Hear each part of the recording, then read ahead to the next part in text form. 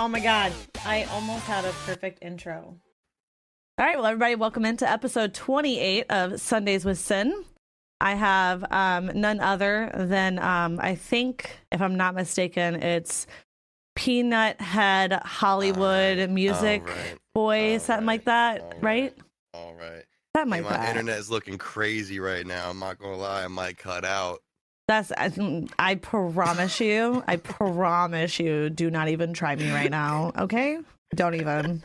No bullshit. My internet has been bad with this storm, I know. so don't jinx it. I had you pulled up the entire time. I know how many times that it went out. I got notifications. My phone was blowing up, and yeah, it was a good time. Yeah. By the way, how'd that go? Was that your first like 12-hour stream like you done, or? I don't know. No, I did a 24. I did a 24 like a month or two ago, and I'll never do another 24. Really? Well, I really just don't be paying attention to you. That's kind of crazy. You just don't fuck with me like that. It's okay. I really just don't. I'm just here for the clout, honestly. I'm hoping that by interviewing you, your followers will start following me. And then I'm like gonna get the 1500, do KCIP, and then just like kind of forget about you. Yeah. I just want to take notes from like everybody else. That's all.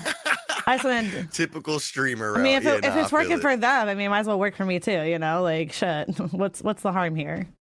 Fuck it. No. I respect the grind. Don't worry. No. Anyway. So tell us a bit about yourself for those who don't know who you are. Go ahead and give us a little intro here. All right. Well, besides that nickname, my name is DubzMusic. I like to do a little bit of everything. But mainly, I guess people would know me for making music on Kick, and I kind of did the first big production for it of writing, recording, mixing, and mastering the first album to be on Kick, called The Kicks Tape, and I'm a phase 3 partner with Kick.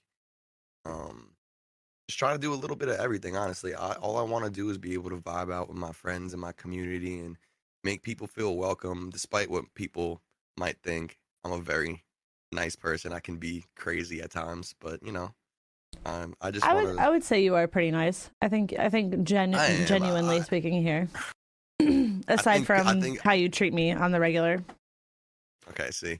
But like, see, a lot of people would see like jokes and things like that and not know, because I'm very friendly with people. Like a lot of the people I'm close with, if I don't fuck with you and we don't like fuck with each other, we're not really that close, you know? Yeah, so I think that's valid. I feel like a lot of people will get like the little jokes that are here and there and not really realize that like I'm joking with people and I'm not serious. But I guess that comes with the territory, huh? There was at a Loot Fest, there was somebody who made the comment and they were like, "Oh, I saw it. You look like you're about to like take Dub's head off or something like that." I was like, that's all jokes. Like that's my brother. I was like, it's all jokes. Like that's just literally how we treat each other. Literally family. And like I said, like that's one of my love languages is like I talk to Wes every day and I'll be like, "What's up, fuckface?" Like that's how I'll talk to him in the morning. Be like, "Good morning, fuckface." Like, but that's like a love language. Like if you have that love language, that's just who you are, and it's it comes from a genuine place. And other people get it, you know. It's just like, you know, it's just like that. That's how Dubz literally he has many love languages. Okay, Negan, you're 2 seconds from getting banned from your girlfriend's chat. On God, I'm over here, Negan. I'll treat you well. Okay, all right. No, speaking of Wes, he's actually on some type of I don't know, he's on some type of role today where every comment that I've made in every Discord that we're both in, he's reacting to it with the middle finger. So I just started doing it back to him. I was like, all right, we're gonna play this game. We can play this game. That's fine. So how long have you been doing music? Because you do engineering. Like you actually sit there, you mix shit, you put shit together. You've done it for a lot of fucking artists on this platform as well. How did you get into that? So, all right, so I'll kind of take you back to the beginning if you don't mind. The beginning of it was me being in high school. If I did mind, would that stop you, or are you just gonna continue anyway? Nah, that was a formality. I would just okay, gotcha. No, that's cool. I just wanted clarification purposes. Just recording all this, jotting it down so everybody knows, the real Dubz and how you treat me. But continue, go off. I already saw you post our screenshot of our text, which is crazy. But don't worry. You told me to. Don't worry. Don't worry. I'm keeping that. It's right up here, but don't worry. So, okay. So going back to high school, 2 years ago, kind of all over the place. How many years ago? I said 2 years ago. 2 years ago. Because you're young. See, everyone calls me old, so I'm down for that. But when I was in high school, I got kicked out of 3 different high schools, so I was kind of all over the place. And the last high school that I wound up going to was like my hometown's high school. And when I went there, I got kicked out of my 3rd high school when I was a senior with literally like a month or 2 left of school, like maybe a month. And it was a long story, but the principal or the dean of discipline, whatever it was, like super disrespectful to me, and I just like cursed him out in front of like the whole class and like told him to suck my dick. It was my bad. God. I had to. But just listen. Did you? So, it's like I had to. Like you had to. He came in and was so disrespectful to me. Like, right, yeah. I don't care who you are. Like, I just want respect. Like, if you're gonna be disrespectful to me, it just comes out of me. That's just the way I am. I can't help it. So, yeah, I got kicked out of that high school in like end of March, April, and then we only went to school until like the end of May, like first week of June. So I went to my last high school, and when I went there, I went and sat down at lunch, and I wound up seeing people that I had actually known from the past, and they were all making music now. And I had always dabbled in like wanting to make music and like writing music, but I just didn't, especially back then. I didn't know anyone. I didn't know how to do it. I didn't have a microphone. I didn't know how to do anything. But I met my one friend, Nato, who recorded people from inside of his room. He had like a little $100 set up, like there's like a program called Cool Edit Pro. And I told him I wanted to make music. And I had my other friend that I met in high school who shot music videos. So it was like kind of this whole thing where I was like, all right, I want to kind of just put myself out there and use the resources of my friends that I have and start making music. So I did it, and I put out like my first song, my first music video, and I remember it did really well, and I was like, oh shit, I like this. Like, this is cool. I could see me doing this. So me and my friends started to make music together. Fast forward, I took like a year off of high school after that, and I was kind of just working, trying to save money, and I decided that I wanted to go to school for engineering because like studio time was terrible. I went to a studio, and I went in my town, and the engineer that was like recording and mixing and mastering us was like terrible energy, horrible attitude. It was like it's a weird thing to go to a studio and like want to put your all into music, then the engineer just has horrible energy, and it like makes you feel like not comfortable. You don't feel like you can produce the best music. Yeah. I'll never forget that feeling. So I was like, I want to go and do this for me and my friends, so we don't have to pay for studio time because it's expensive, and we don't have to feel like that. So I moved myself to Florida when I was 19. I had also just caught a fucking federal court case. So I was in the middle of fighting a federal court case and having to fly back up like every week because they said they were going to transfer me to Florida. A bullshit ass case, by the way. Bullshit ass case. But anyway. The most bullshit case you could ever have for a federal court case. But nonetheless was still treating me like the worst of the worst. So I had to fly up like every week to go meet my PO and shit like that. But I had moved down there to go to a recording school that had already started. And I didn't know because the schools down south start early. Didn't know. I moved down there too late. They told me I could only go and basically go to school in New York. They were like, we have an interview for you in 2 days in New York. If you can't do it, we can't get you in anywhere until next year. And it was like 10 p.m. at night. So I literally did the math, and I was like, I would have to leave right now. So I went to my apartment in Florida where I had just moved in and paid for the year. And I was only down there for like 3 weeks, packed up all my stuff in the car, and drove straight from Florida. Like, I was in the bottom of Florida, Fort Myers. I drove all the way to the top of Jacksonville, parked in my car, slept there for like 4 hours, woke up, grabbed like 5-hour energies, and just drove straight from the top of Florida all the way back to Jersey. my parents wouldn't let me back in the house because they were so mad that I had moved back from Florida. So I literally Mm-hmm. had to sleep in my car, slept in my car, woke up the next day, went to New York, went on the interview, and kind of just started to go to school over there. And that's just kind of how everything happened for me. I started working in a studio. The engineer and the owner of the studio liked me a lot because I would just come in every day and want to sit around. And Mm-hmm. instead of just coming for like my lesson, I would be there like, hey, I'll literally sweep the floors if I can just like hang around and like go be a fly on the wall in the back of studios and stuff like that. And they let me do it. And I met a lot of people. I proved myself there. I interned for them throughout my entire schooling process for both degrees that I did there, and like flew through the program and kind of was just out there working, doing my thing in the city.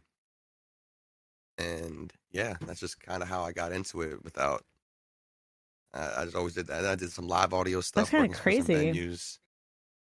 Yeah, it was an all over the place journey for me for real. Yeah. It was yeah. I gotta say, I think I find some not like similar in the sense of like the same type of, can you ask Dubz to repeat the story? Okay. All right, Wes. He said he missed the last half hour of it. He's 99 and rambles like he does. Never mind, keep going. Anyway, yeah. But I find there's like a common denominator with people, like, because we're the same age. Like, we're, for those who don't know, me and Dubz are literally like 2 months apart. I'm definitely older than him, so that's why he's a baby to me. But Okay. it's like a common denominator is the actual like grit and grind that you have, because you can be faced with some of the toughest decisions or battles or situations, and no matter what, you have this mindset, you're like, I'm gonna fucking come up from this, but you know, what's my first step? I gotta make a move. It's really like some of the toughest shit, and I feel like that's very, very common with a lot of people around our age group specifically. Yeah. You were kind of right in the middle of everything when like the internet was starting to get popping, like streaming, even like the Mm-hmm. tied into streaming. Like I never knew what a streamer was pre-COVID. Yeah, Like, so I was gonna and ask you that. now, Is that when you started streaming? hmm Yeah. so the whole thing with me and streaming was I never had watched a streamer. I never, because I know people that are like, oh, I've been streaming for like 12 years, or I was watching Justin Yeah. TV and stuff like that. Like I know a lot of people that are like that, and I never knew what a streamer was. I never was into that whole world of things. And none of my friends were either. So Mm-hmm. it wasn't like a bad thing, but I just never did.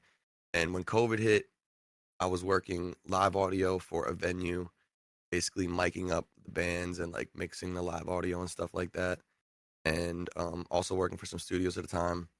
And I don't know if you remember, but when COVID hit, one of the first things to shut down was concerts. Mm-hmm. Concerts are one of the first things out the door. They were like, no big gatherings of people like Yeah, this, especially concerts. And concerts. I 'Cause know a everyone's lot of drunk and I know a lot of like gyms too. Gyms were one of the ones that were hit the hardest actually during COVID. That mhm. like some gyms, if you have like a mom and pop, if you weren't like an established like Planet Fitness or Club Fitness, if you weren't one of those like the YMCA, like you're A lucky lot of if them you went made it under. back. You're lucky if you made it Yep. back from COVID. But yeah, Very I could sad. imagine the concert venues. I know a lot of things were shut down. A lot of places were canceled. I had tickets to go see. It was Journey and it was Stevie Nicks, and it was basically like Ooh. an 80s hair metal concert, and it was going to be at Wrigley Field, which is like my favorite place Ooh. on earth. I'm a huge baseball fan, and I love the Cubs. I love Chicago.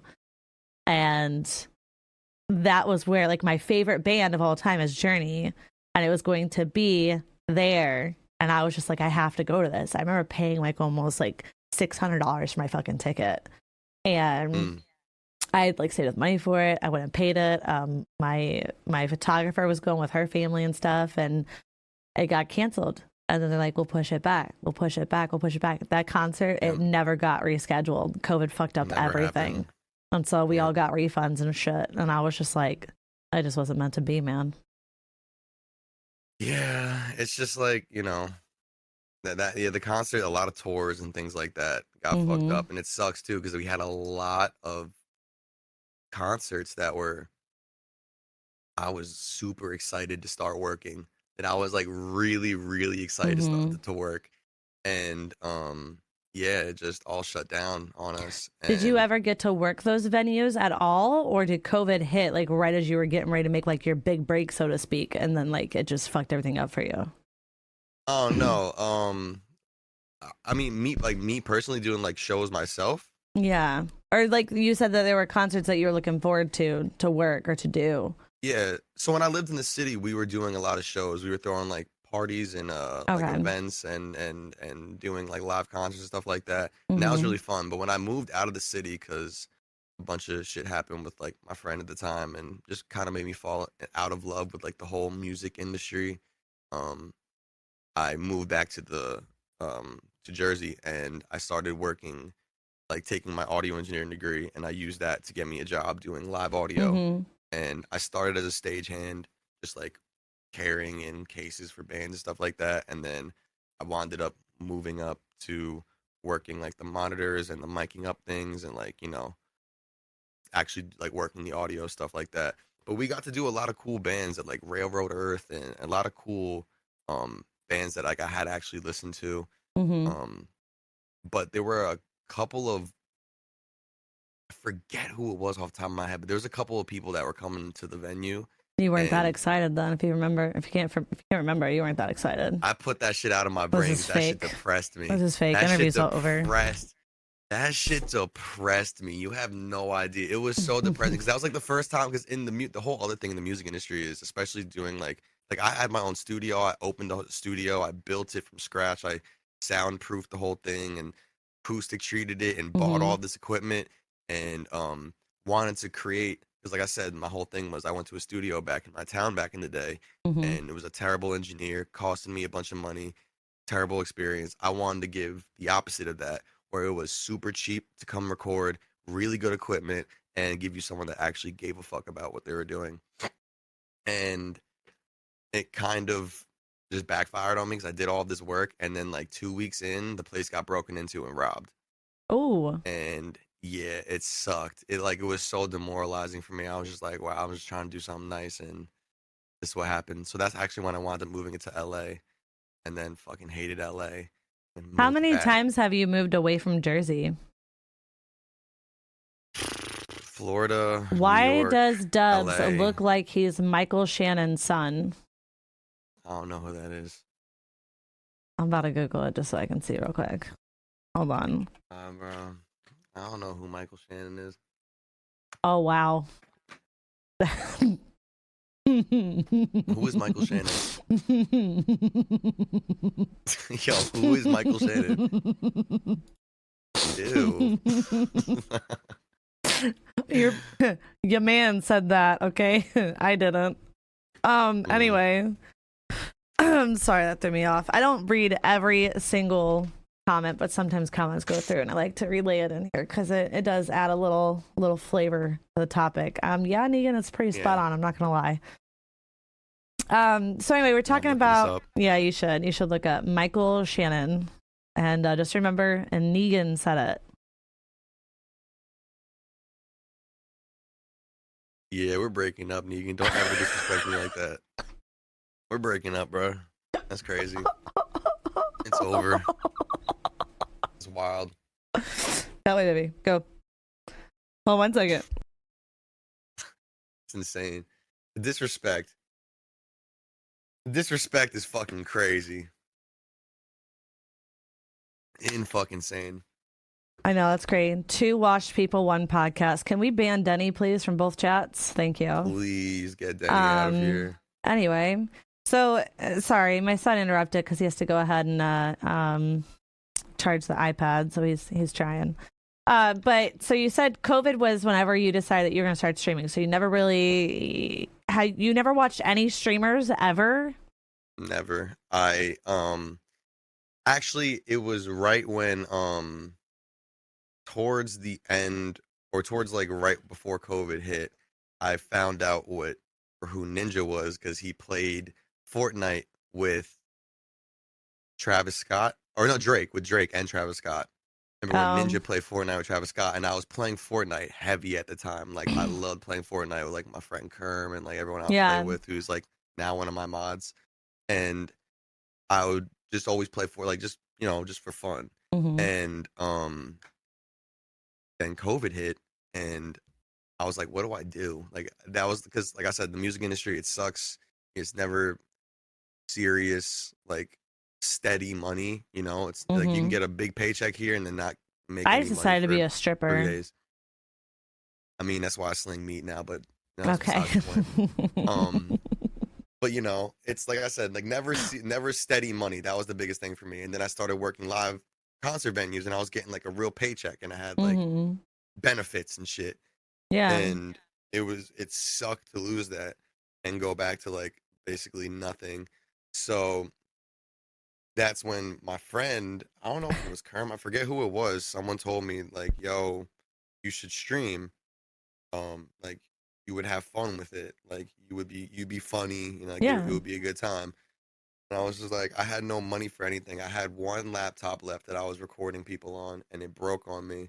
So I sold it for $400 for parts, and went to Best Buy and got myself, which I still have in my studio, my first ever PC with like the cheapest little like iBuy Power PC that I streamed and gamed off of. I And just got my first PC, so I still don't know shit for fuck about PCs. All I know is I spent like $3,000 on this thing. I was gonna say it's probably better than the one I started with, but Probably. but it's still like you can make things work with that. Like I had a great time with it. I wasn't. I mean, I was just having fun. But yeah, that was the I first time I knew of anything like that. I started streaming on a MacBook Pro, or not MacBook Pro, a Mac Mini. So it's like essentially the tower of a Yeah, Mac, but it's like a little like square, like little eight square inches by thing. Yeah, eight. yeah, yeah. No, tiny. No, Yup, no, W tiny. tiny, W tiny. Let's go. Let's go. Let's go. See, I told you karma's so real. Karma Anyway, is so real. Go ahead. Uh-huh. anyway. But I had that Tiny hooked up. emotes. I had that hooked up to my PlayStation 5. So Mm. I had PlayStation Remote Play on my Apple, and I had that as like my capture card. So I would capture the play of, well, put my hands down. I'd capture the play on the PlayStation Remote Play, and I would just look over to the side and play on my actual PlayStation. But to Mm. capture the gameplay, it was through that. So that was my setup for the longest time. And then I finally just got a PC for my birthday. Well, I got it Oh, actually for Christmas because we ended up getting it earlier. And I haven't touched my PlayStation much since. I think I touched it like twice, 3 times.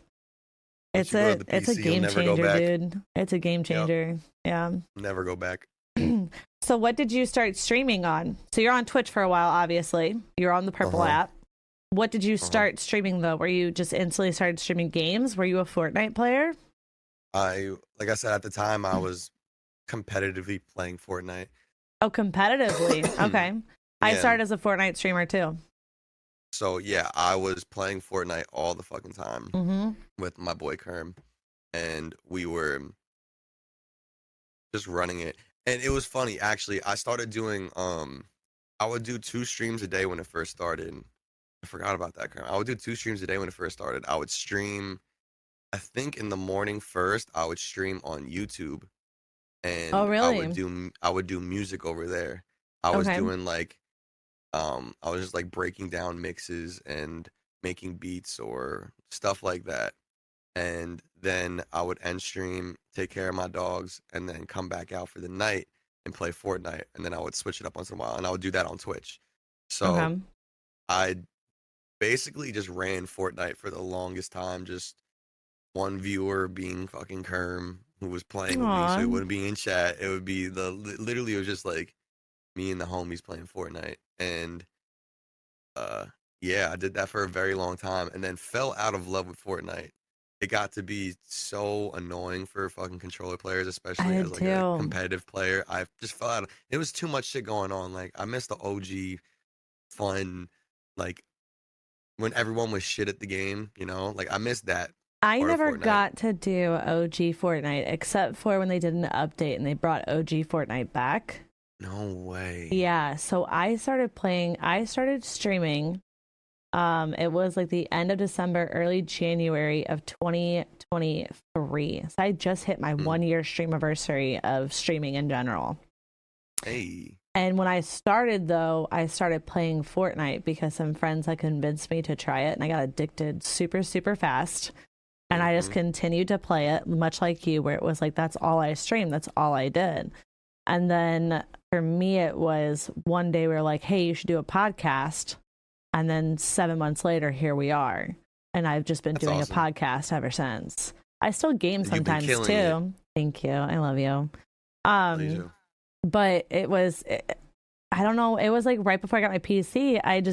I mean, even before I had my PC, I just started falling out of love with Fortnite. It just wasn't fun anymore. It just like completely got like, and I know some people have fallen back in love with it, like Echoes. He fell in love with it again recently. He's been killing it over there. They've had a lot of stuff going on. And I've played a few games. And I played it on PC. I like it better on PC than I like it on controller.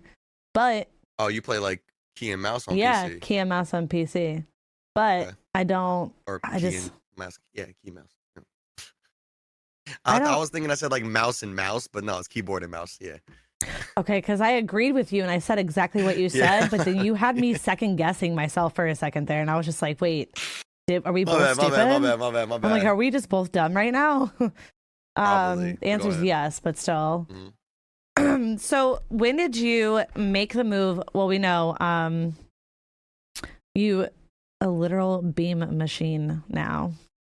So you, Negan, I'm reading, Negan's making a Borderlands reference. That's what we've been starting to play Borderlands recently. So when I game outside of doing, the podcasting and the Wednesday segment, I've been playing Borderlands lately with Negan again because it's one game that I enjoy playing with him.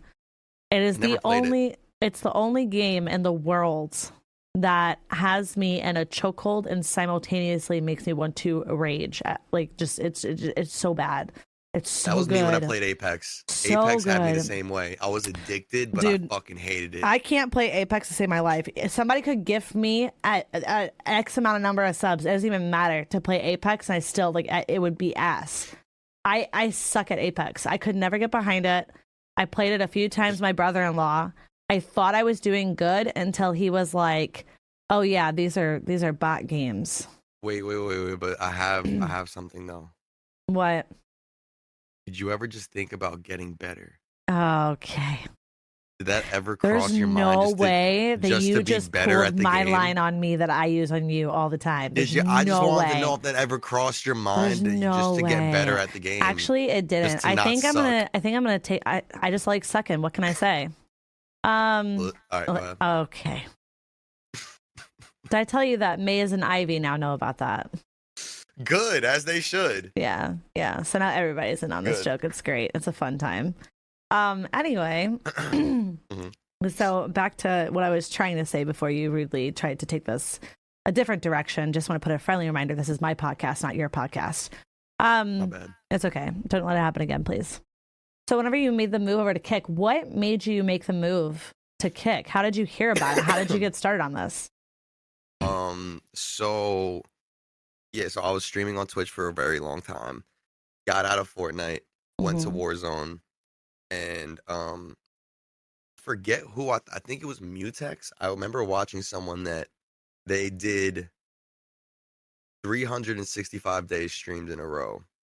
Like every day they streamed. And I was like, that seems like, because I've always known consistency is the key no matter what you do. So I was like, I want to give myself this challenge to stream every single day for 365 days in a row. And I did it. And most of the days I would do like 2 streams a day, like how I do now. But I was streaming a lot back then because I just didn't know. You stream twice a day? Uh-huh. Do I really just not pay attention to you? Probably not.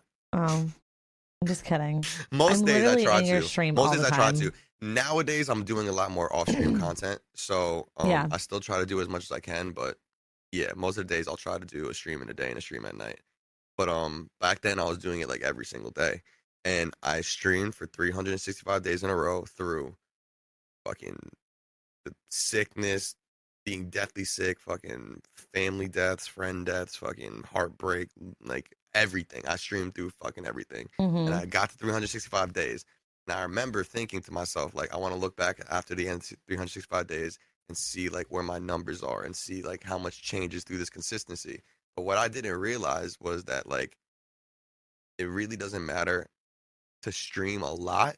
Consistency is Mm-hmm. good, but the numbers that you put into streaming, like you'll be like, I do a 20-hour stream every day. Like that's not automatically gonna make you get somewhere more. You know what I mean? So Mm-hmm. I didn't really get that, and especially back on Twitch where the fucking discovery was terrible.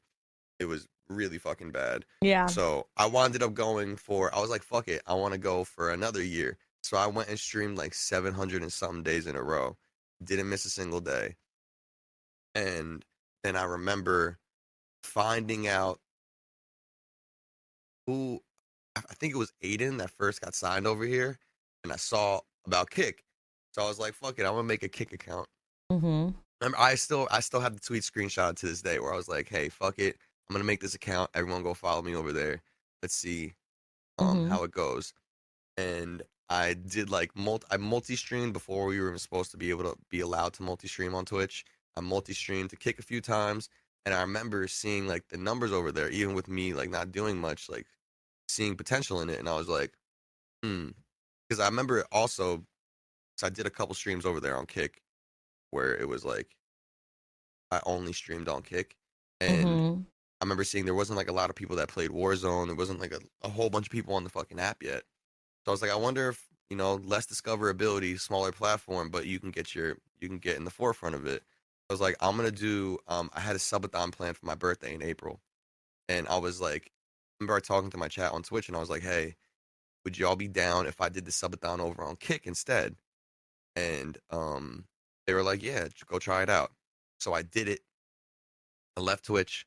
I started my subathon April 1st of last year, and went into, I think, all the way up until my birthday, because my ex had flown out to see me. I remember, and I was like, I need to end the stream before then. And I Right. went You gotta 22 clap days of a cheeks. subathon, literally. I was like, I went 22 days of doing a subathon on Kick, and I remember like it doing really well. I think I got verified in that time period too. I remember Trainwrecks tweeted me. He was like, "You're verified." That's It pretty was like a cool. lot of it was a lot of cool things that happened, and I was just like coming from Twitch where I was like, staff. I remember staff coming in and being like, "Hey, like you're added to the feature front page rotation thing." I remember all this happening when I first started on Mm-hmm. Kick. I was like, I streamed for 700 days. I got raids from people like Symphony, some of the biggest people on the platform. I never had Twitch chat in my chat once. I never had, or Mm-hmm. Twitch staff. I never got any of that discoverability, any of those chances. Never had people of the platform tweeting at me and like looking out for me and stuff like that. So I remember that happening and just being like, you know what? I'm gonna take the full time leap, and I did, and I'm so fucking glad I did. Yeah, so you just celebrated your official year of creating like your account on Kick and stuff. You just celebrated Mm. that yesterday, the 12-hour stream. Yeah. Tell us a bit about that. How'd that go? Uh, Insanely blessed. It was a Mm-hmm. really good stream. It You was have to wear a fun. maid's outfit. When's that happening? I'm so excited for that. We're putting that on the TV. We're making sure no kids are home that stream. All right.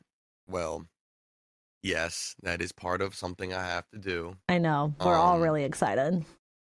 I bet you are. We are. I'm going to be doing that sometime whenever it comes in from Amazon, I can't probably wait. this week or something. But You should send me text updates yeah, on the Amazon package so I can keep track of it. Mark it in my calendar.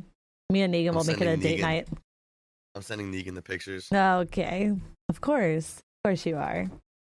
But yeah, it went really well. I tried to do a bunch of stuff that's new, and had some technical problems being in the middle of a really bad storm yesterday. But either way, Yeah, your internet it was was really, a really lot of shitty when you fun. did an IRL stream. You sound like, Yeah, Bumblebee and Transformers when his voice box was messed up. yeah, they said that. I Yeah, I think said it's a that lot of actually. technical. Was it you? It was me. I typed those exact words in your chat. Oh no, I remember Grimy saying like you sound robotic, and I was like, what the fuck? Yeah, But I think it's also because it connected to my car.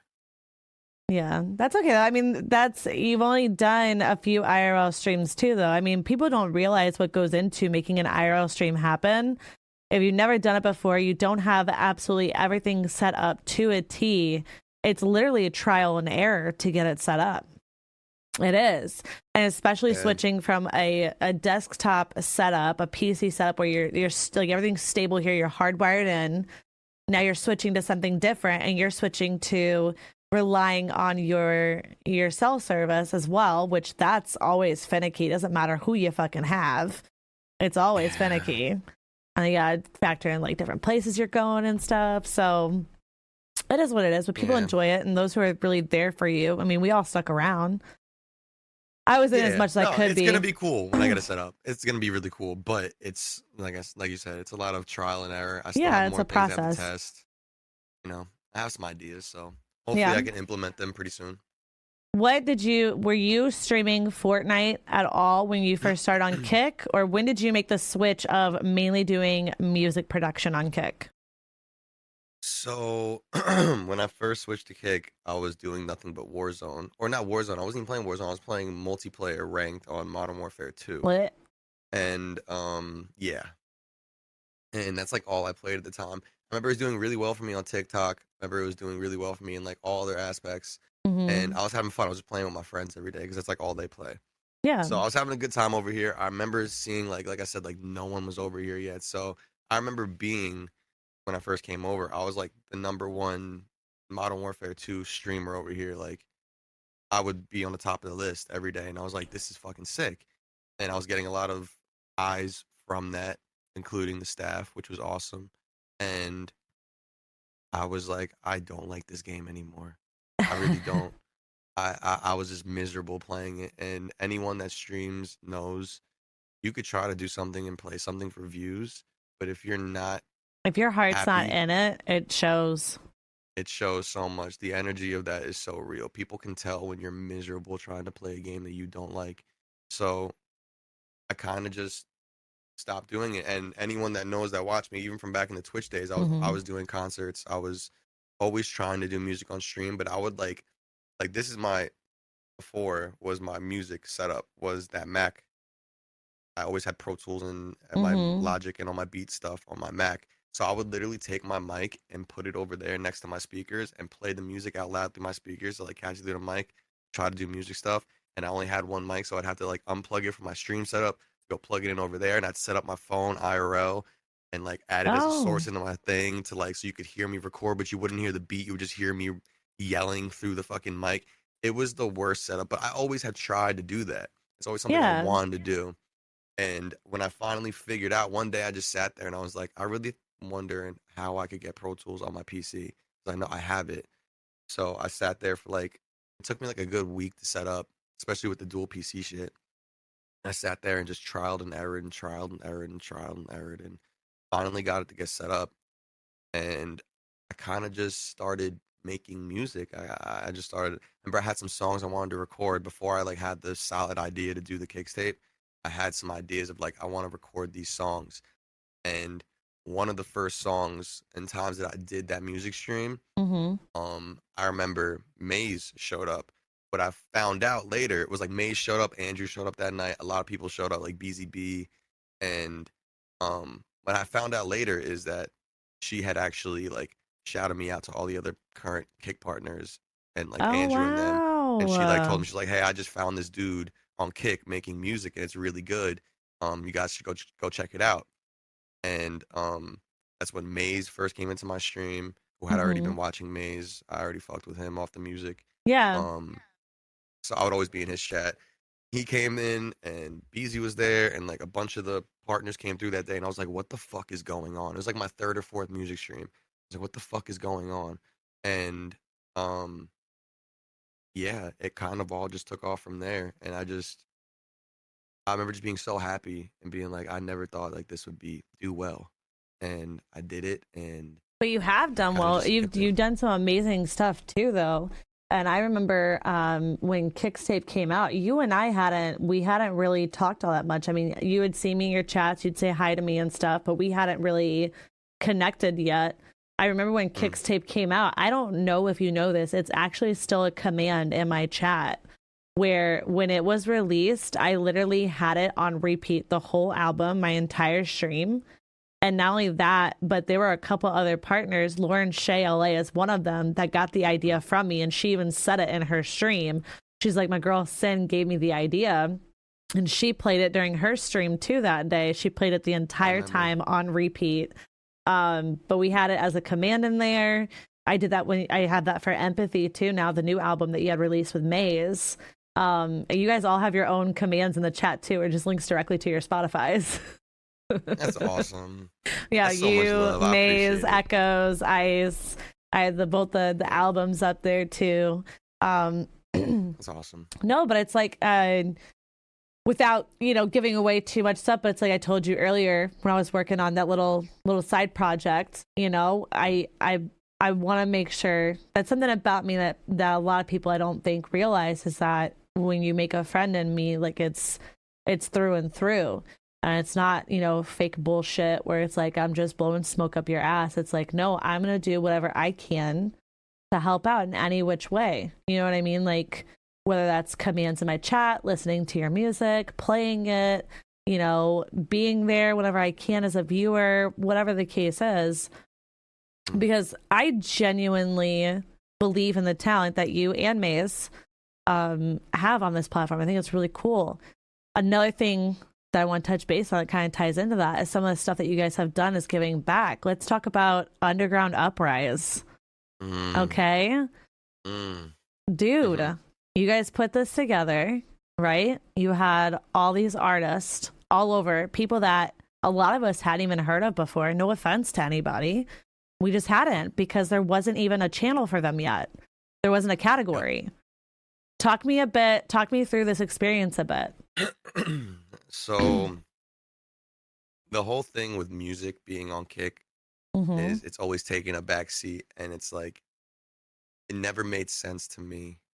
So I remember when I remember after I got Phase 3, I did Lauren's podcast where she brought Andrew on, and it was like the other Phase 3 people. So I first talked to Lola, and I just remember the first thing they said that you can each have one question for Andrew. I had my first time ever talking to Andrew. A question I asked him was, hey, because it used to be on the front page, like how it's like Valorant and Call of Duty and Just Chatting, Fortnite. There used to be a thing there for live music, and I was like, hey, when are we getting music back on the front page? Literally the first thing I ever said to him. I was like, when can we get music back on the front page?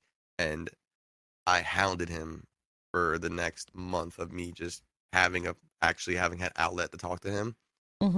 I always just told him that. I remember he DM'd me one day and was like, hey, go look at the front page. And I looked, and music and arts was there to include like the arts and crafts and all sides of music was there now. And I was just remember being so happy, and again being one of those moments where like they actually listen to us and like care. So that being a huge thing. But again, even still with that, it's still like music takes a very far back seat to the gaming and the Just Chatting and the IRL stuff with all the stupid shit that goes on. There's a lot of good people on this platform trying to put good out there, so I feel like that deserves more of a limelight. So Maze and I talk to Maze every single day. That's literally my brother. So I'm like every other day with both of you, but that's because I'm just like not important, but I digress. anyways I remember talking to Maze, and we were just like having the conversation, and we were just like, hey, like music, we need more things for the music people out here. And I forget exactly what was said. And what we did, but we were just like both like, hey, what if we had like a contest for the music people on the platform, where it's not really a contest where we're caring about who wins and who gets the money and stuff like that, but it's mainly to give a platform to these artists that deserve a platform and deserve more eyes on them, and to get people to come together. The whole thing about making people collaborate was to make people become friends, because like the whole thing with me and Maze was Maze never made Maze wasn't making music like that. He was not in the studio. He didn't want to record and get Pro Tools again. He Yeah. just was set on freestyling. And I remember him the day I made him download Pro Tools, and the first song we ever did was My Brother. And I remember that feeling of like sending it back to him and watching him react to it live, or even like when we did My Father and watching him cry his eyes out when he Dude, heard that that one back. makes me cry so much, and I still have my dad. It's It just makes like, me cry. you know, and it's just like I remember those feelings of like those collaborations and being like, I want everyone to feel what we feel with this. So that was kind of the whole mindset behind the Underground Uprise, was to try to give people that platform, that opportunity of working with each other and creating friends within the industry. Even if you don't win, even if you don't work with that person again, you might have heard someone else on the platform where it's like, oh, this like Echoes, this is dude Echoes who sings really well. I want to make a song with him, and him and Golden Boy Brian linked up. Destro, like bro, the amount of people that started to work by being in that together, even if they weren't like friends or like there wasn't their partner, they found other people to work together with, and it like just opened up the whole music and the whole music side of things over here. And that's what we wanted. We wanted people to work together and feel that. Excuse me. So it's like, you know. You're excused. Thank you. I was worried. Yeah, I know. You weren't excused for that one. I'll take it. But yeah, you guys, I remember was seeing that, and we actually, I had a stupid sub redemption or incentive or whatever. Fucking Wes We decided that when we hit 1,000 subs, my first time ever hitting anywhere remotely close to that. Like I had just hit 500 the month before, and I had 1,000 subs. And the redemption for that was I had to do a 2-hour karaoke stream in a banana suit. And it was originally set on the first day of Uprise. And so I pushed it back to the next day, because I was like, okay, we'll do it Saturday instead.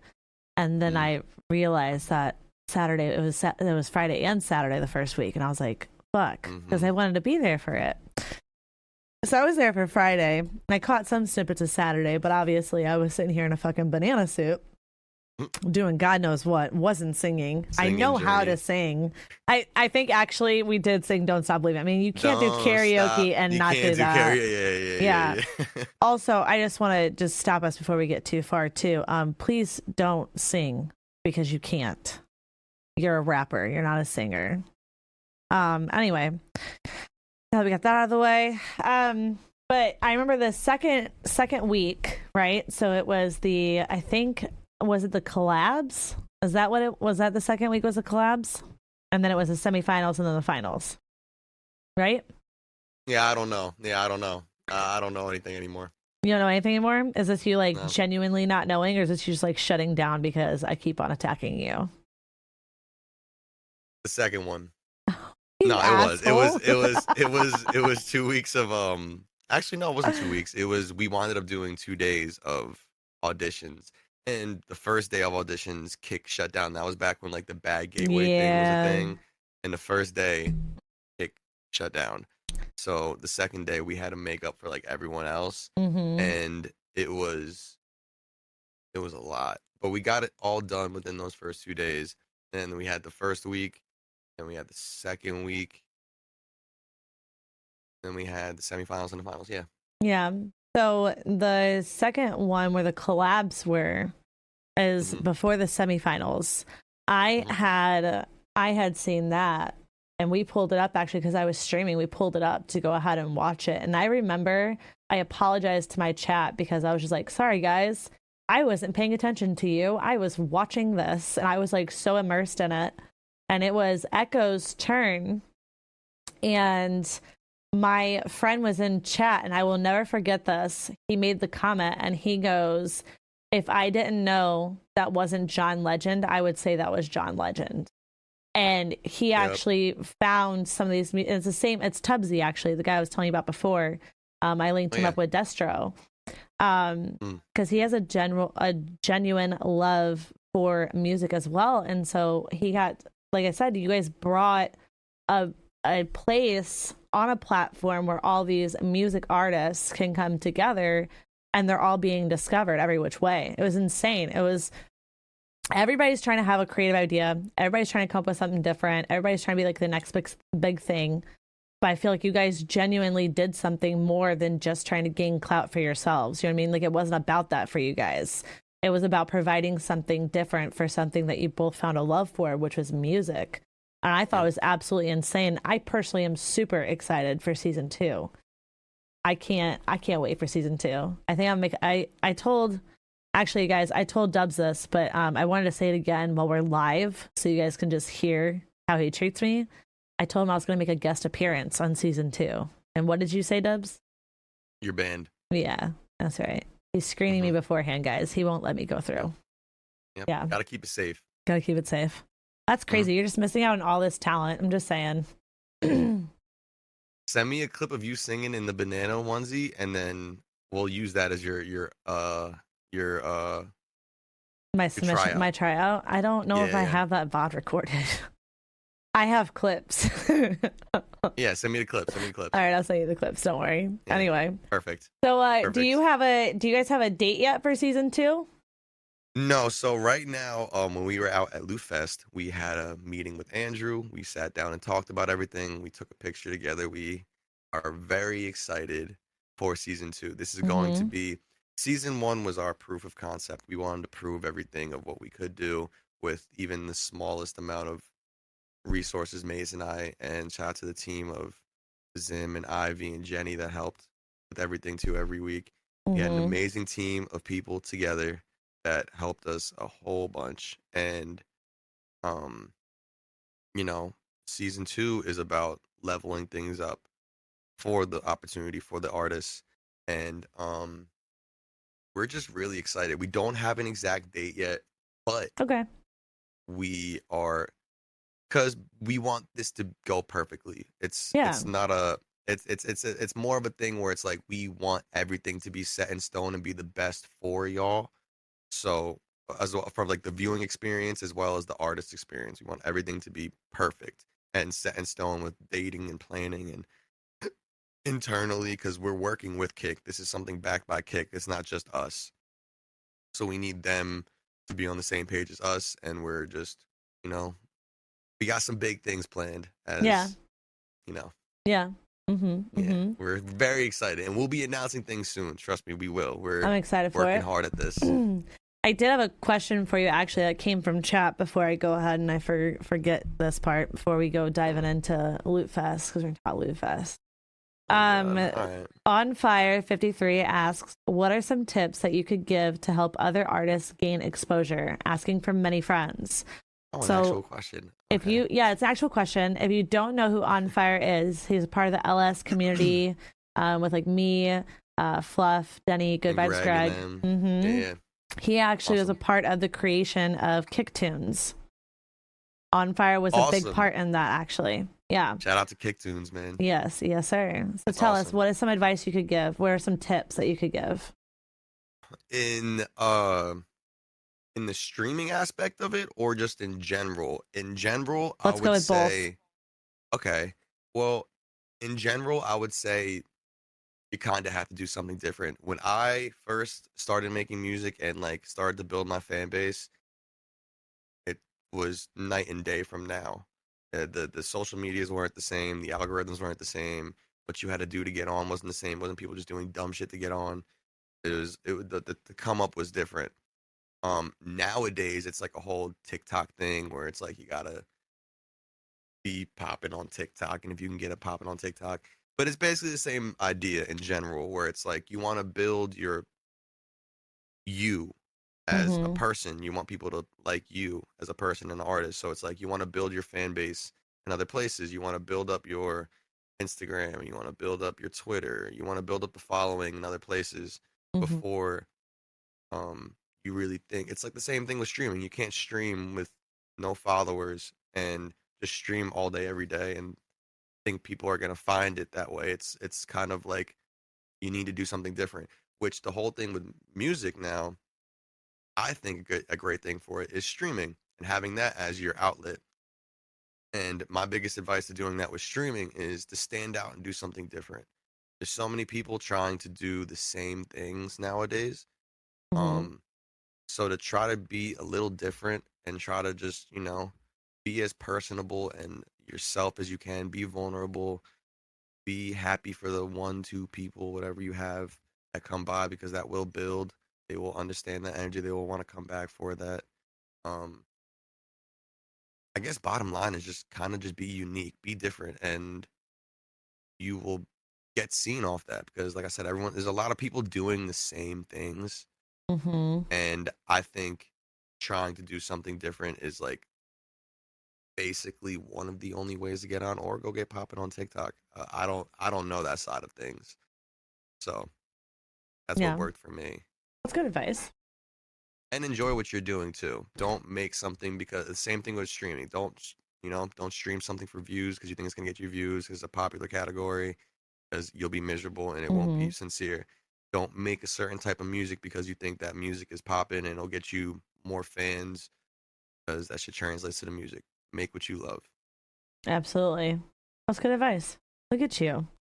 I didn't think you had that in you. So let's talk about festivals, right? So conventions. Okay. We officially met each other in person in DreamHack Atlanta. Yep. Was that your first convention? First ever convention. Yeah. Okay. First time ever. Was that your first convention? It was my first convention. Okay. It was my first convention. I have to say that I think my least favorite part was actually meeting you in person. I think I could have gone without that, but same. Remember, I had to leave early that second night is because I spent too much time around you, and I was like, my stomach hurts, and I had to go home. Is that what happened? Is that what happened? You literally, I don't know if you know this or not, and there may be reasonings behind it, and we don't have to dive into it if there is, but pre-bullshit, but go ahead. You literally ignored me. You did. That is lies. When did I ignore you? Dubz. When did I ignore you? When did I ignore you? I tried having a conversation with you several times. And when we went to the bar, we went to the hipster bar, you acknowledged me for like maybe 10 minutes total, the entire like 5 hours we were there. Yeah, you had nothing to do with me. You like ignored me. I had nothing to do with no one.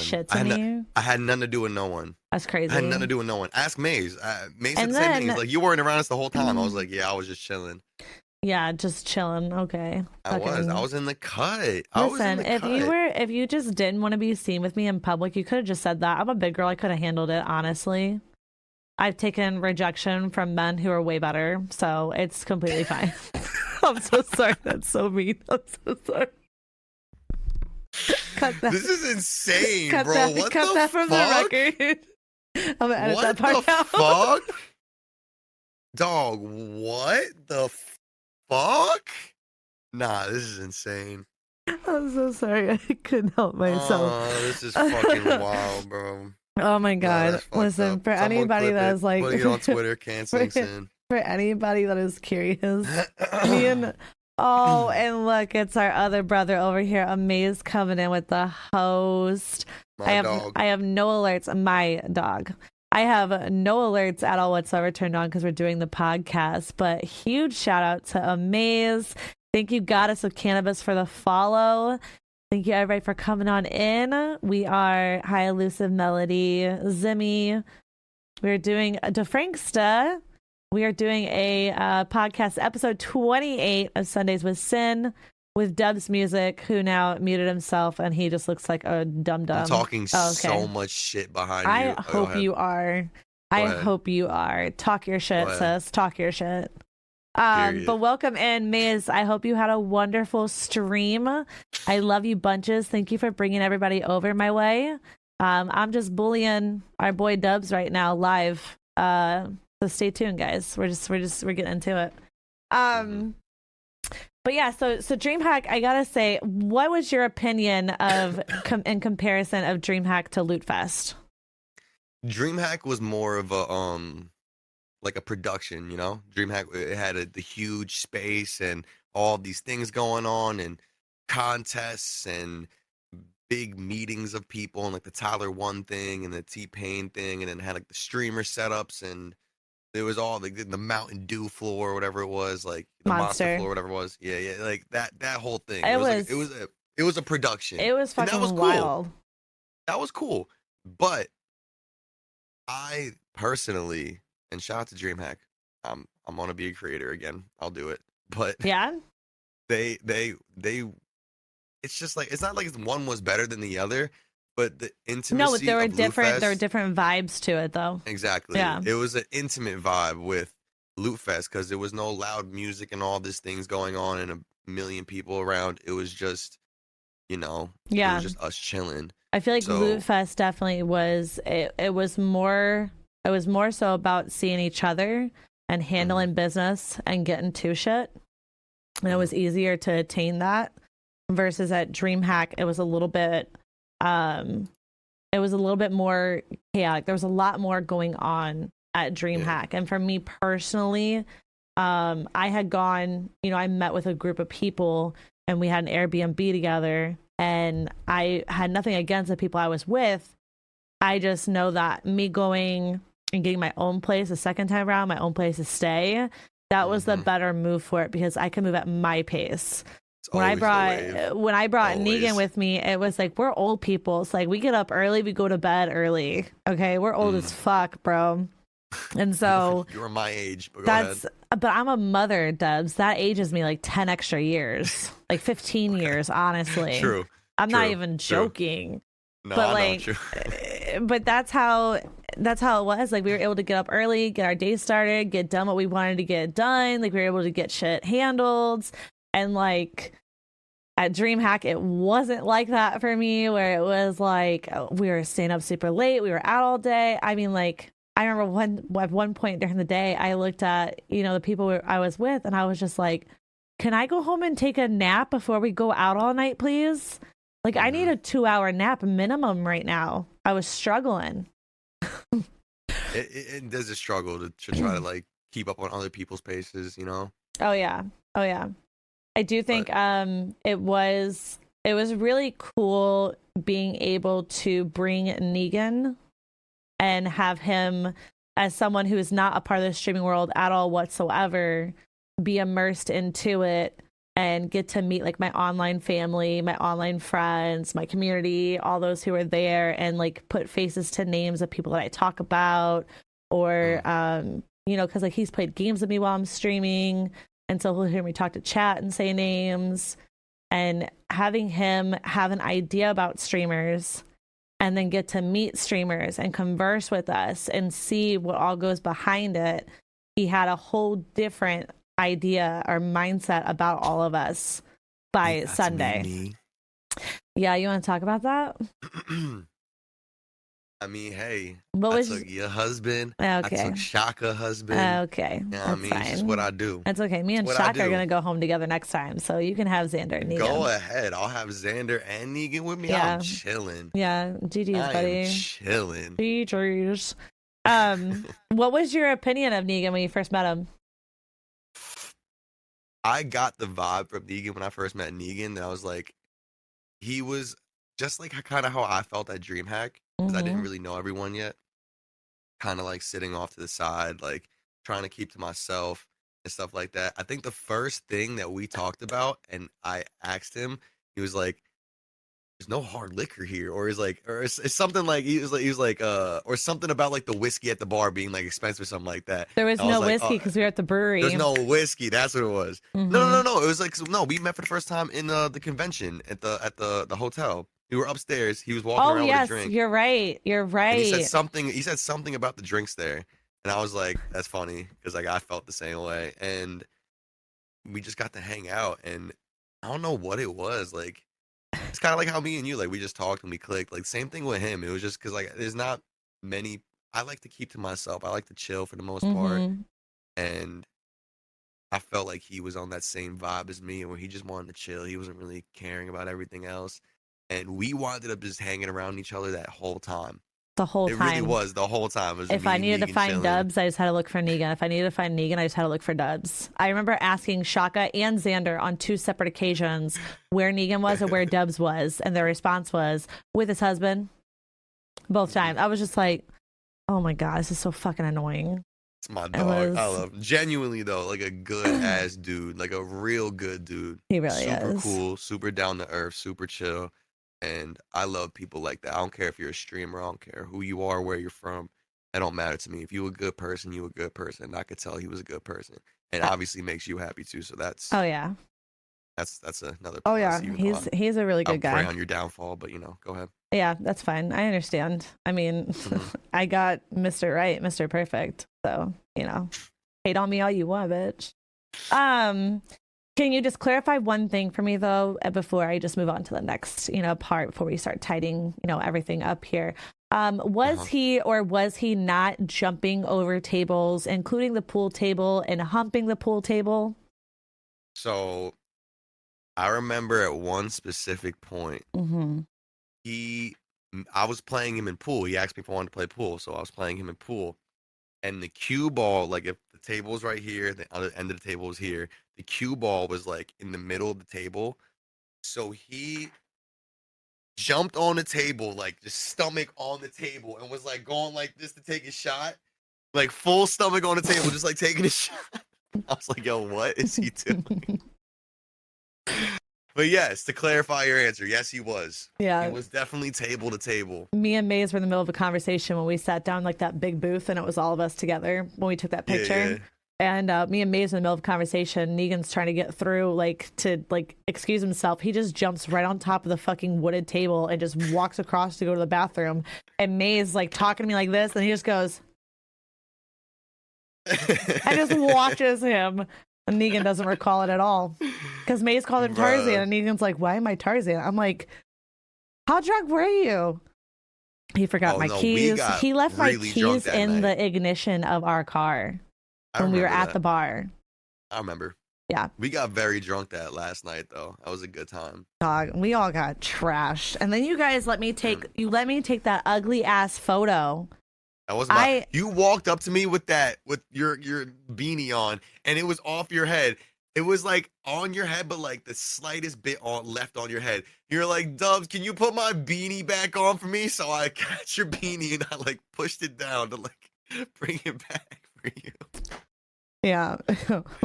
I'm a real one though. I fixed the beanie. I got you. Did you fix it though? Because I mean, I did what you asked me to do. I pulled it back down. I don't know. I don't know if that was before or after the picture. I think the first picture was before, and the second picture was after you had fixed it, because I'm toppled over, just do like this, and then you're leaned like this, and we both you can tell we're drunk as shit, and everybody else looks somewhat tiny. No, yeah. Tiny. Yes, tiny. Yes, tiny. Yes, tiny.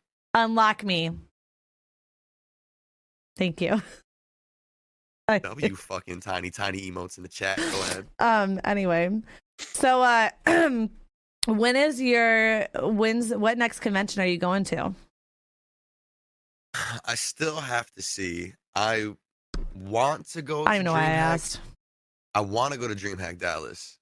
You do? But I do want to go to DreamHack Dallas, but I don't know if I'm gonna, because the whole thing with me is I work very hard, and I even when I'm outside of streaming, my brain is always going in work and streaming and shit like that.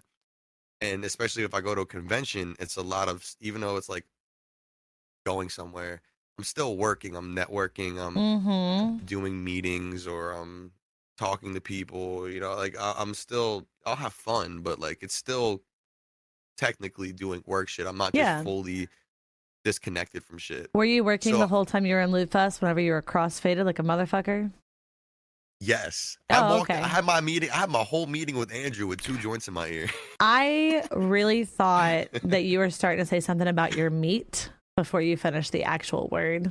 And I was just like, was what? Out the whole time. My meat was just out. I didn't see it, so Must be really tiny. For Negan only. It's only for Yikes. Negan, don't worry. That's embarrassing. I wouldn't be admitting that Okay. if I were you out loud. Don't worry. Hear that, chat? Go Tiny ask PP. Go ask Negan. Yeah. Ask about me. Anyway. Ahead. Are you going to go to Midwest Fest? No. No? That one's close to home. I'm going there. It's not close to me. It's literally 2.5 hours from my house. Yeah, they don't do any conventions in like New York and shit. So I have every convention I have to go travel super fucking far. Yeah. And I'm over it. I hate flying. I hate traveling. I don't hate I like going places, but I don't like flying. I hate flying.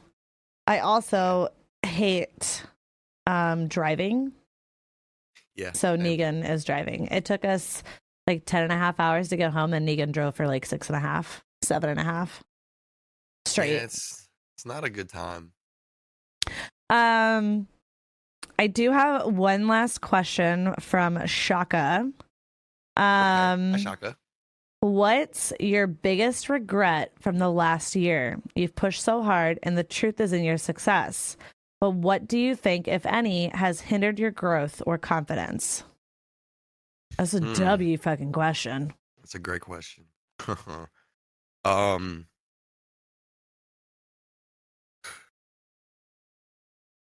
hurt my confidence? I don't know if anything's hurt my confidence, but what has... Or hindered your growth, or a big regret that you've had in the past year?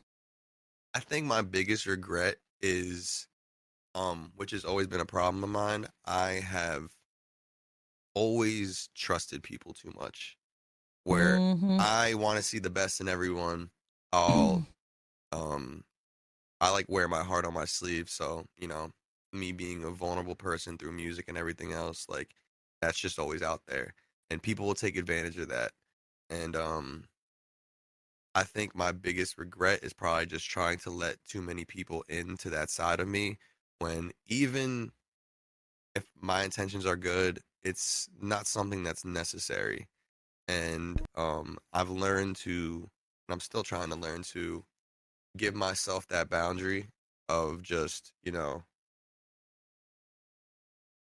just keeping the proper, not distance, but like, keeping the professional space. Yeah, professional space. For me, it's very similar. I would say is I am very, very similar to you in the same aspect of I wear my heart on my sleeve. I'm very, very trusting. And my general rule or consensus that I've had is that fool me once, shame on you, but I won't get fooled again. Once you break that, you break that. And I think a very, very difficult lesson that I've learned recently is people are really showing who they really, really are. And it sucks because I personally have felt bamboozled, for lack of a better term. I feel embarrassed, and I feel like I misjudged people. And it's really heartbreaking, not only because I feel stupid, but it's heartbreaking because I really thought so highly of people, or I thought better of them.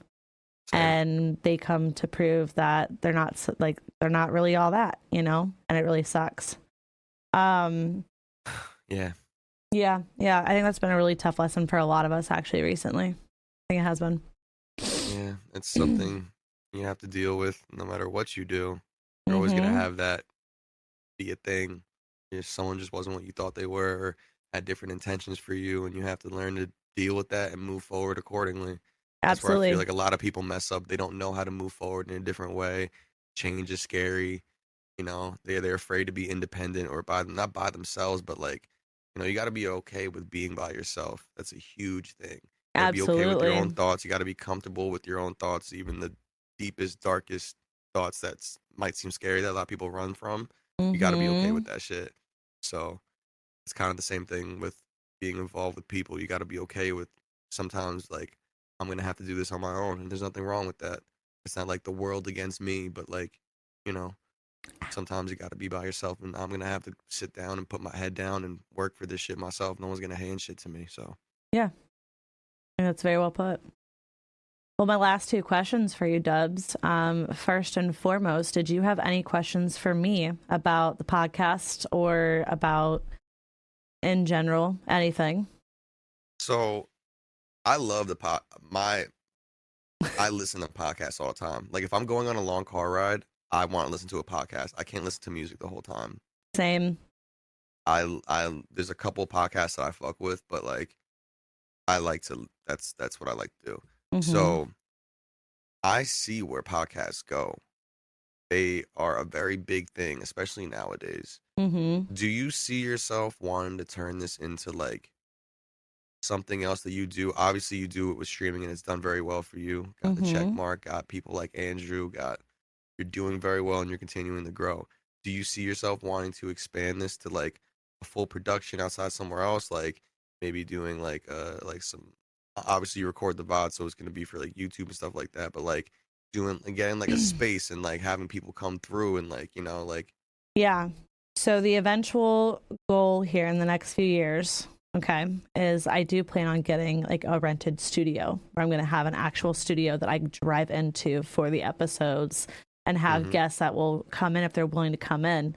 I want to eventually have it where I could sit here and hit up a streamer who's going to be in and fly them out here and do an in-person thing where it's not just through Discord anymore. We've been at it for about 7 months almost. And the growth that I've had just in the last 6.5, 7 months is fucking insane in its own. So I know this is attainable for me, and my nose is to the grind. I'm focused on this, and this is going to be a goal of mine. I do have everything that's recorded. I actually do have everything already on Spotify and Apple. Spotify does way better for podcasts than Apple Music or Apple Podcasts do.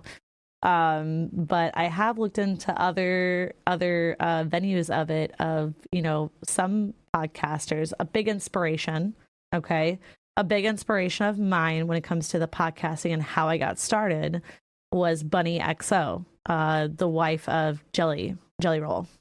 Okay, awesome. She's a huge inspiration of mine. She is the reason why I wanted to start this. She started it by interviewing TikTok sensations and content creators on that aspect of it.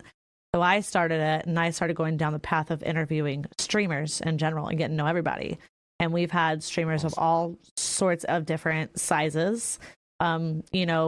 I do have a couple as of late that have been, deemed the bigger streamers. But I think that has a lot to do with, I want to say it's not just because of my growth individually. I think it's just because people have taken a chance to go ahead and get to know me. And I think, not to toot my own horn here, but I do think I'm a pretty cool ass person. And I think a lot of people have gotten the chance to actually see that for themselves. And I mean, Whittle Bears was on here, and she even said she had watched like 5 or 6 episodes of mine and lurked in the shadows before she said like, hey, you know what? I'm comfortable with this. I think this would be a really good opportunity. I want to do this, Yeah. That energy translates. That people can feel that shit even through the screen. Yeah. They know you're real and you love this shit. So I think that's pretty cool too. I think that's been a really dope thing that's happened for us, is that it was during my interview with Chavez, we were starting in one direction and it went a completely different direction where we're talking about parenthood and the fact that his child is on the spectrum and one of my children might be on the spectrum, and we're getting like really in depth, really like, vulnerable with each other in front of chat. And that was actually the one Whittle Bear saw, and she had commented, she said that sin provides a safe space where it's easy to open up. And that comment fucking just resonated with me, where I literally looked at that over, and I took a screenshot of it. I looked at it over and over. I cried about it because I'm an emotional baby.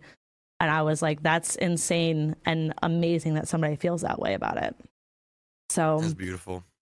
The growth is there. It's coming. There are a lot of plans that I have.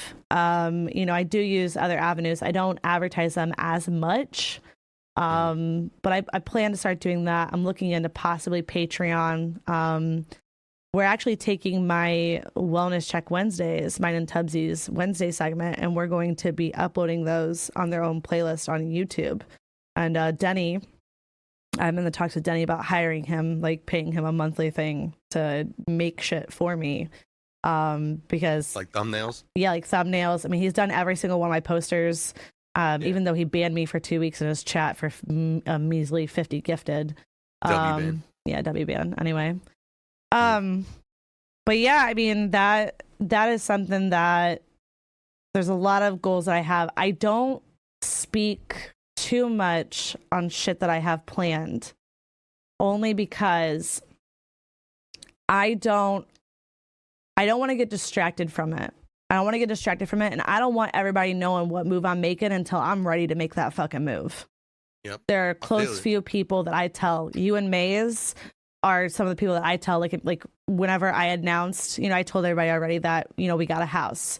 I told you and Maze, you know what I'm saying? I literally, like I said, I was on the phone with Maze. I texted you afterwards, like, you are some of the people that are in like the close-knit circle that I express things to before I make these moves. So I like to keep it kind of like tight knit, where I'm just like, I'm keeping it quiet under wraps until I'm ready to make that next step. And right before I make that next step, then I'll go ahead and I'll say something out loud to everybody. But I do. I have a lot of shit planned, a lot of shit. I have a lot of faith in myself.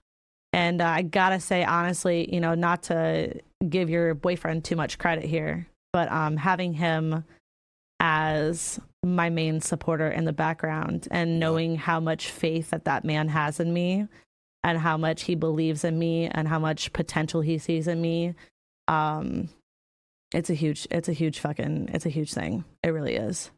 Having that support system is huge. Yeah. Fucking huge. It goes down to our kids, being like, our daughter, her chore is laundry, right? Because she didn't want to do cat litter anymore. She's like, fuck that. I hate doing cat litter. My son's like, okay, well, I'll do it. She's like, I'll do laundry.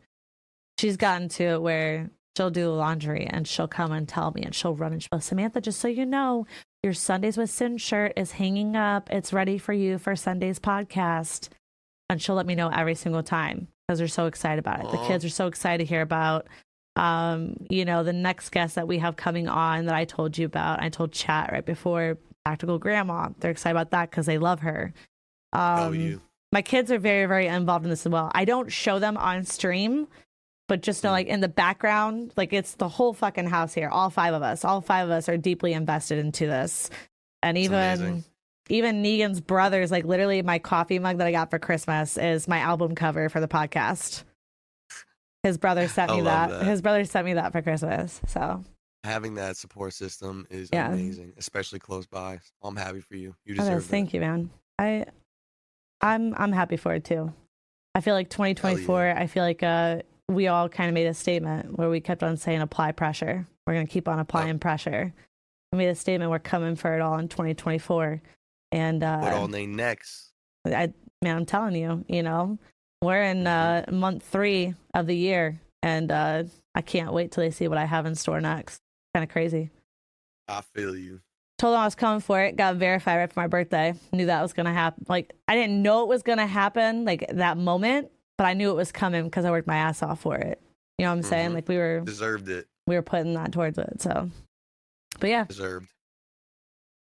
Was there a where can we find you? What socials? And before you plug that, sorry, last question. What is next in store for you? What can we expect from you next that you can release for us, that you can tell us? My next big project I want to work on is I'll be doing my first beat tape on stream, and I've done a bunch of beat tapes, but this is the first one I'll stream live doing it.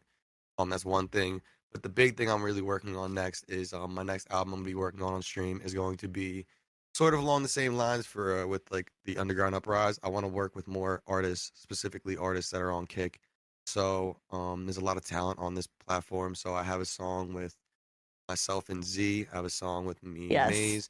I have a song with myself and Destro I'm working on. I have a song with myself and I'm gonna get Quintendo. I have a song with me and Buzz. I have when are we gonna do a song? Craig. Never. My bad. My fault. Send me the stems. I got you. That was so disrespectful. I don't even have stems. What are you talking about? I don't even know how to work that shit. I got you. Don't worry. All right. But yeah, no, that's gonna be the next thing I want to do is like the next album with people on Kick and other artists. I want to collaborate with people, and yeah, man, it's gonna be the next thing I work on here, and it's another something where even if I can get one other person to fuck with someone else's music and they can meet someone else, or Yeah. it's a W for me if that happens. Well, I'm excited for the follow-up here in a few months. We'll do it again. We'll run it back and we'll see where we're at. I'm down whenever. I really thought you were shaking your head. No, just tell me you're never coming back. I want you to know. Mean there. I want you to. Oh my god! I want you to know. I fully expected that to be your response. I could have been mean there, but no. I genuinely love what you do here. I am down whenever. Thank you. And when you get that setup, I'll come fly out and I'll stay with Negan. Hell yeah! And, no. Yeah. No. How bad? I'll give you the guest room. You get the guest room. I sleep with Negan. You know what? Actually, y'all have fun. Honestly. Good luck. He can barely keep up with my ass, so have fun. Have fun. All right, Dubby, where can we find you? What socials are you on? What's your at? Give us your handles, your Spotify. At DubzMusic on everything from kick.com/DubzMusic to at DubzMusic on Twitter, Instagram, TikTok, all of that good stuff. DubzMusic Gaming on YouTube. DubzMusic on YouTube. My gaming and my music channel are separate. Spotify is just Dubz. In my chat, !Spotify. In my chat, it's !Dubz. Exactly. There it is. So, we're everywhere. On Spotify, Apple Music, Tidal, Deezer, whatever you use, Pandora, whatever you're on, we're there. And we have a lot more music. I have a lot of projects already out, working on a lot more. So just going to keep, like we said, applying pressure and keep doing our thing. That's all we want to do, continuing this year and every year after. We've been blessed to have this opportunity, so I'm not about to sit here and waste it. We're going to keep working hard and keep figuring out whatever works better.